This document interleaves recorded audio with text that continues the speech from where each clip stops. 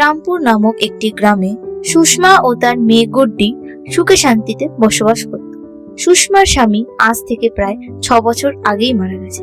তারা দুজন সেই গ্রামের জমিদার বাড়িতে কাজ করত। হঠাৎ একদিন সকালে সুষমা রান্না করার সময় গিন্নিমা তার কাছে আসে।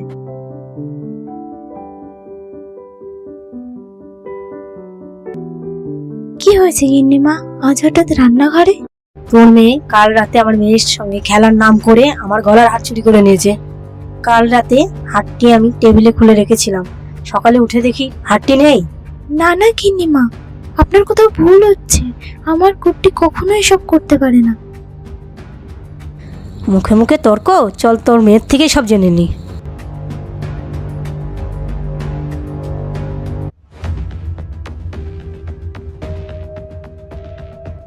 এই গুড্ডি, তাড়াতাড়ি এদিকে শোন।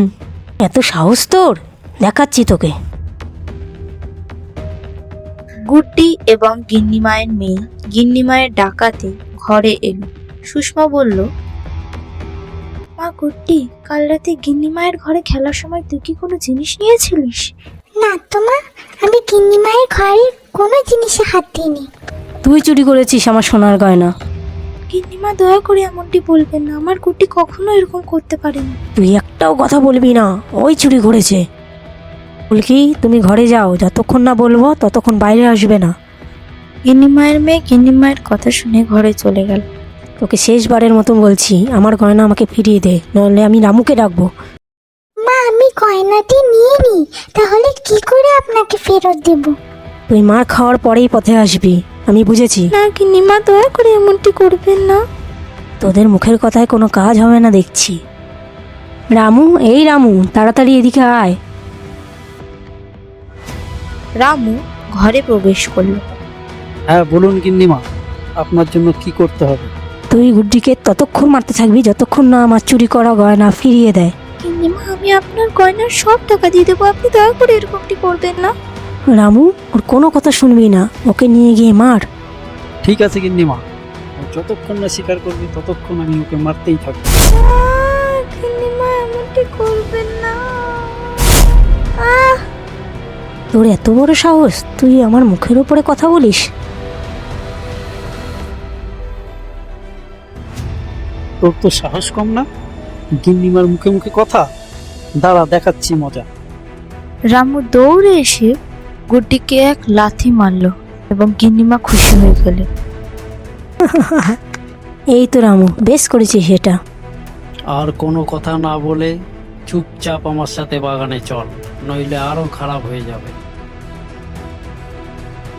একটাও কথা না বাড়িয়ে রামুর কথা শুনে ওখান থেকে রামুর সাথে চলে গেল। তারা যাওয়ার পর গিন্নিমা রামুকে ডেকে পাঠালো। রামু ওদের বাগানে দাঁড় করিয়ে রেখে আসলো। রামু, সুষমার মেয়ে এসব চুরি টুরি কিচ্ছু করেনি। সুষমার বাবা যখন ওই বাড়িতে কাজ করতেন, তার শেষ সময় জমিদার বাবুকে বলে গিয়েছিলেন যে তাদের জমির নিচে 7 নলির একটি হার রেখে গেছে এবং সেটা যেন তার মেয়ে সুষমাকে বলে দেয়। তবে ওই 7 নলি হারটি আমার চাই, তাই তুই ওদের ওখানেই মেরে পুঁতে দিয়ে আয়। ঠিক আছে গিন্নিমা, আপনি যা বলবেন আমি ওদের ওখানেই মেরে পুড়িয়ে দিয়ে আসবো। ঠিক আছে, যা করার সাবধানে করিস। তারপর রামু আবার বাগানে ফিরে গেল সুষমা ও তার মেয়ের কাছে। আজকে নয় গয়না দিবি, নয় এই পৃথিবী ছেড়ে চলে যেতে হবে তোদের। রামু কাকা, আমরা চুরি করিনি, তাহলে আমরা কেন শাস্তি পাবো? এটা তুমি ঠিক করছো না আমাদের সাথে। হ্যাঁ রামু দাদা, এটা তুমি আমাদের সাথে একদম ঠিক করছো না। আমি বললাম আমি গয়নার টাকা দিয়ে দেবো, আমাদের দয়া করে ছেড়ে দাও। তবে রে, আজকেই তোদের শেষ দিন হবে, তুই শুধু দেখ। রামু সুষমার দিকে দৌড়ে গিয়ে সুষমার পেটে সিধা ছুরিয়ে ঢুকিয়ে দিল। সুষমা ওখানেই পড়ে গেল। তারপর গুড্ডি রামুকে বলল, তুমি এটা কি করলে আমার মায়ের সাথে? এখনই আমার মাকে ঠিক করো, না হলে আমি পুলিশ কাকুকে ডাকবো। তোর মায়ের কাজ শেষ, এবার তোর পালা। রামু তারপর অস্ত্র এনে গুড্ডির মাথায় মেরে গুড্ডিকেও মেরে ফেলল।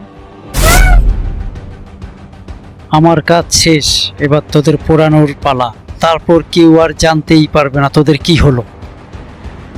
রামু আগুন এনে সুষমা ও গুড্ডির ওপর সেই আগুনটি দিয়ে দিল এবং সেখানেই সুষমা ও গুড্ডির মৃত্যু হলো। এই ঘটনার পর 3 মাস কেটে গেল। গিন্নিমা সুষমার সেই মুদ্রার টাকায় ভালোই জীবনযাপন করছিল। একদিন গিন্নিমা ঘরে বসে আরাম করে চা খাচ্ছিল। তারপর রামু এসে বলল, পেছনের বাগানে অনেক আপেল ফলেছে, সেগুলো কি বাজারে বিক্রি করে দিয়ে আসবো?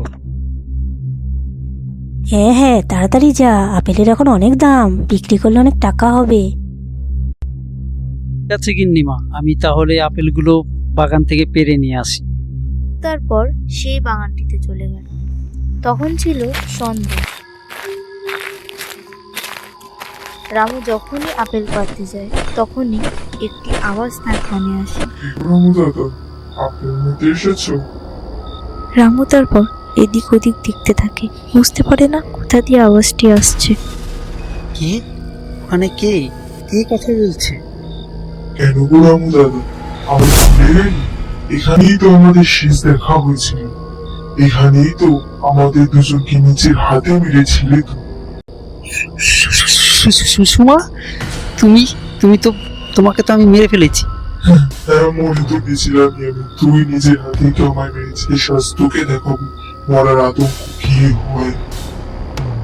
না না সুষমা, আমাকে ছেড়ে দাও, আমার ভুল হয়ে গেছে। আমি গিন্নিমার কথাতেই তোমাদের মেরেছি। গিন্নিমা বললো তুই আমাদের মেরে ফেলবি, একবারও ভাবলি না আমার ছোট্ট মেয়েটার কথা? আজকে তুইও দেখতে পাবি আমার আর আমার মেয়ে কতটা কষ্ট হয়েছে, তুইও আজ মরবি। সুষমা রামুকে আগুনে পুড়িয়ে দিল, যেমনটি রামু সুষমার সাথে করেছিল। ওইদিকে গিন্নিমা রামুর চিৎকারের আওয়াজ শুনে দৌড়ে বাগানে গেল দেখতে। যা দেখলো তাতে সে তার দু চোখে বিশ্বাস করতে পারছিল না, কারণ সুষমা তার সামনে ভূতের রূপে দাঁড়িয়েছিল আর এদিকে রামু আগুনে পুড়ছিল। এ তো গিন্নিমা। আরে গিন্নিমা, কেমন আছেন? কুসুমা, আমাকে ছেড়ে দাও, দয়া করে আমাকে ছেড়ে দাও, আমার ভুল হয়ে গেছে, আমাকে তুমি মেরো না। আমিও তোকে সেদিন এভাবেই বলেছিলাম আমাদের ছেড়ে দে, কিন্তু তুই কটা বুঝার লোভে আমাদের মেরে ফেলবি, কিন্তু আজ তুইও মরবি। অবশেষে সুষমা গিন্নিমাকেও সেই আগুনেই পুড়িয়ে দিল। তাদের সবার মৃত্যু আগুনেই হল। তুই না মারা পর্যন্ত আমার আত্মা শান্তি দিবি, এবার আমি মুক্তি পাবো।